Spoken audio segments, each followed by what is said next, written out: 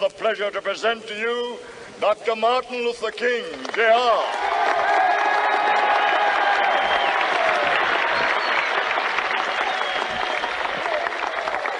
I am happy to join with you today in what will go down in history as the greatest demonstration for freedom in the history of our nation.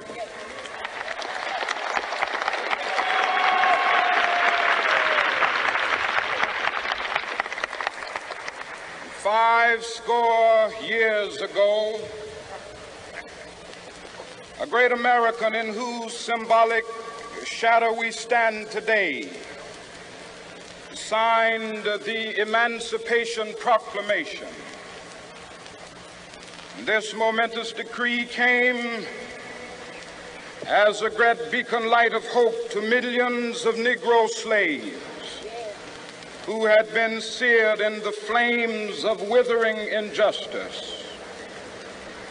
It came as a joyous daybreak to end the long night of their captivity. But 100 years later, the Negro still is not free. 100 years later,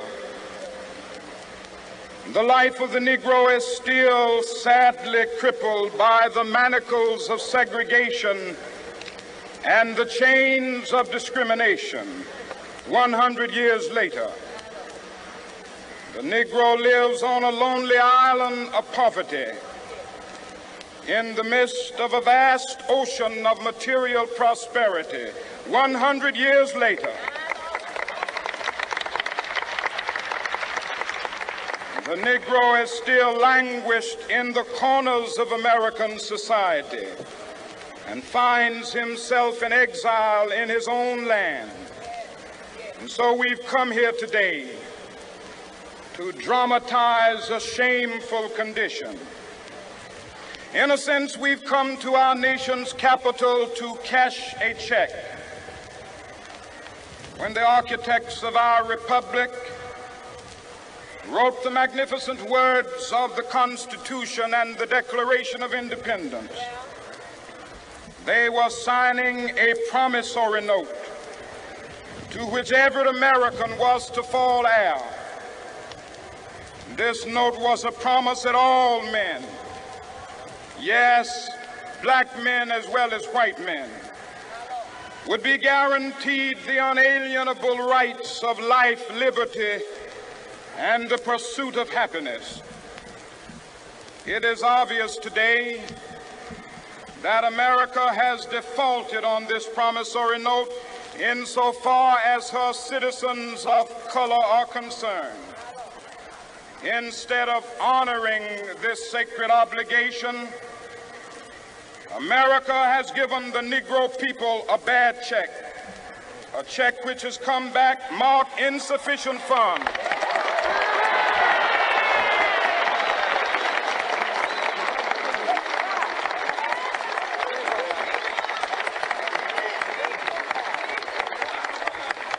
But we refuse to believe that the Bank of Justice is bankrupt. We refuse to believe that there are insufficient funds in the great vaults of opportunity of this nation. And so we've come to cash this check, a check that will give us upon demand the riches of freedom and the security of justice.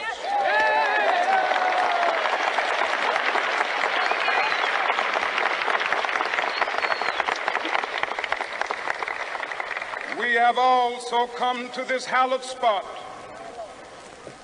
to remind America of the fierce urgency of now. This is no time to engage in the luxury of cooling off or to take the tranquilizing drug of gradualism.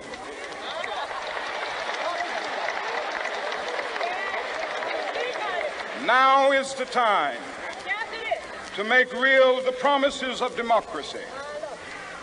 Now is the time to rise from the dark and desolate valley of segregation to the sunlit path of racial justice.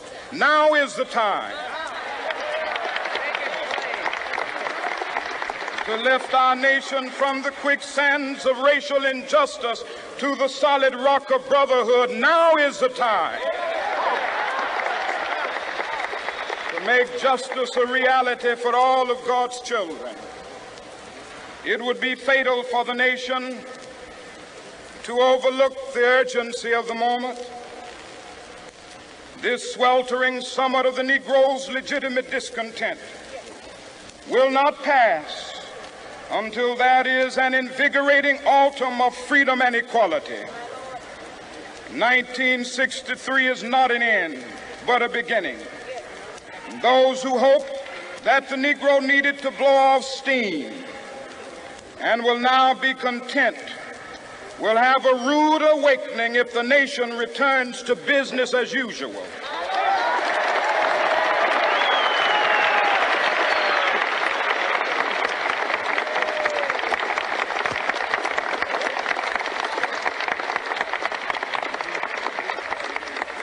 There will be neither rest nor tranquility in America until the Negro has granted his citizenship rights. The whirlwinds of revolt will continue to shake the foundations of our nation until the bright day of justice emerges.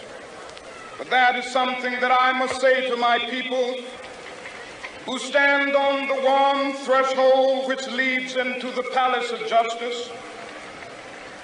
In the process of gaining our rightful place, we must not be guilty of wrongful deeds. Let us not seek to satisfy our thirst for freedom by drinking from the cup of bitterness and hatred.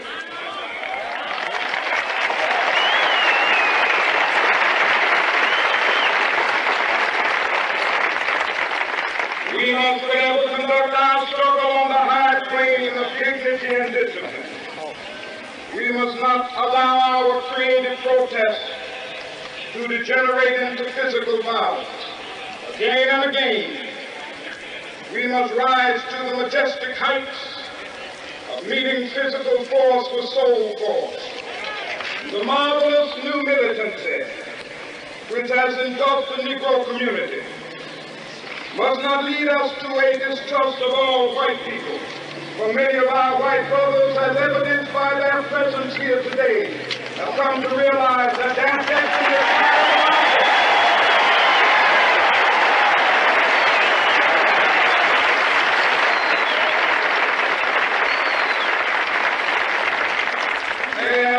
to realize that their freedom is inextricably bound to our freedom.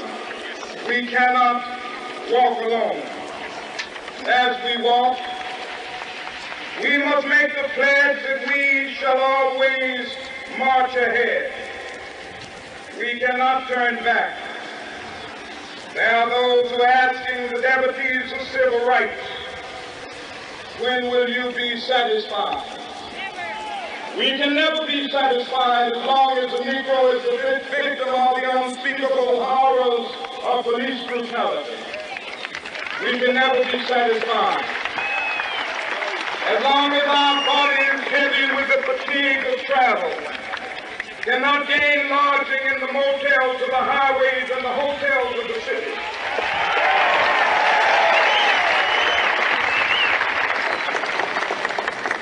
We cannot be satisfied as long as a Negro in Mississippi cannot vote and a Negro in New York believes he has nothing for which to vote.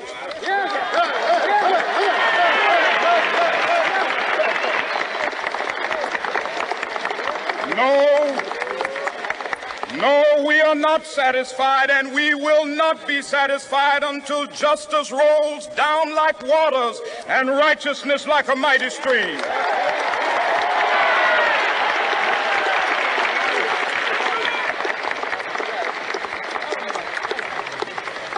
I am not unmindful that some of you have come here out of great trials and tribulations. Some of you have come fresh from narrow jail cells. Some of you have come from areas where your quest for freedom left you battered by the storms of persecution and staggered by the winds of police brutality. You have been the veterans of creative suffering. Continue to work with the faith that unearned suffering is redemptive. Go back to Mississippi. Go back to Alabama. Go back to South Carolina. Go back to Georgia. Go back to Louisiana. Go back to the slums and ghettos of our northern cities, knowing that somehow this situation can and will be changed. Let us not wallow in the valley of despair. I say to you today, my friends,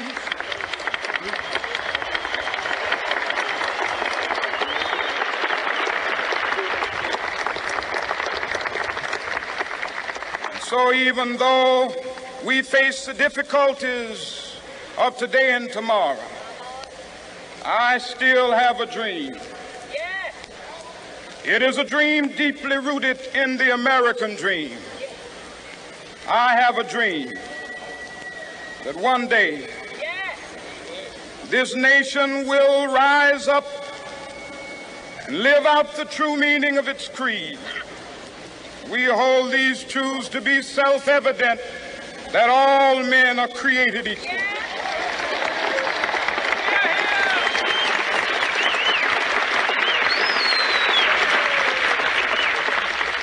I have a dream that one day on the red hills of Georgia, the sons of former slaves and the sons of former slave owners will be able to sit down together at the table of brotherhood. I have a dream that one day even the state of Mississippi, a state sweltering with the heat of injustice, sweltering with the heat of oppression, will be transformed into an oasis of freedom and justice. I have a dream that my 4 little children will one day live in a nation where they will not be judged by the color of their skin, but by the content of their character. I have a dream today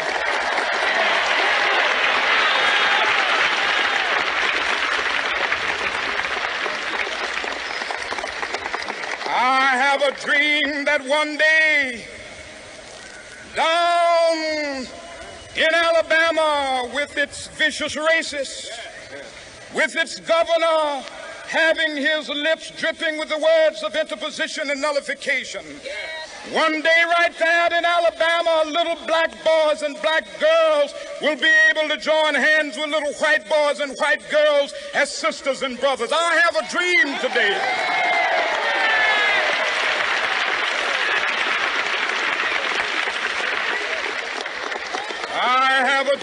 that one day every valley shall be exalted, and every hill and mountain shall be made low. The rough places will be made plain, and the crooked places will be made straight, and the glory of the Lord shall be revealed, and all flesh shall see it together. This is our hope. This is the faith that I go back to the South with. With this faith, we will be able to hew out of the mountain of despair a stone of hope. With this faith, we will be able to transform the jangling discords of our nation into a beautiful symphony of brotherhood. With this faith, we will be able to work together, to pray together, to struggle together, to go to jail together, to stand up for freedom together, knowing that we will be free one day. This will be the day. This will be the day when all of God's children will be able to sing with new meaning, "My country, tears of thee. Sweet land of liberty, of thee I sing. Land where my fathers died, land of the pilgrim's pride. From every mountainside, let freedom ring. And if America is to be a great nation, this must become true. And so let freedom ring. From the prodigious hilltops of New Hampshire, let freedom ring. from the mighty mountains of New York. Let freedom ring from the heightening Alleghenies of Pennsylvania. Let freedom ring from the snow-capped Rockies of Colorado. Let freedom ring from the curvaceous slopes of California. But not only that, let freedom ring from Stone Mountain of Georgia. Let freedom ring from Lookout Mountain of Tennessee. Let freedom ring from every hill and molehill of Mississippi, from every mountainside. Let freedom ring, and when this happens, when we allow freedom ring, when we let it ring from every village and every hamlet, from every state and every city, we will be able to speed up that day when all of God's children, black men and white men, Jews and Gentiles, Protestants and Catholics, will be able to join hands and sing in the words of the old Negro spiritual, free at last, free at last. Thank God Almighty, we are free at last.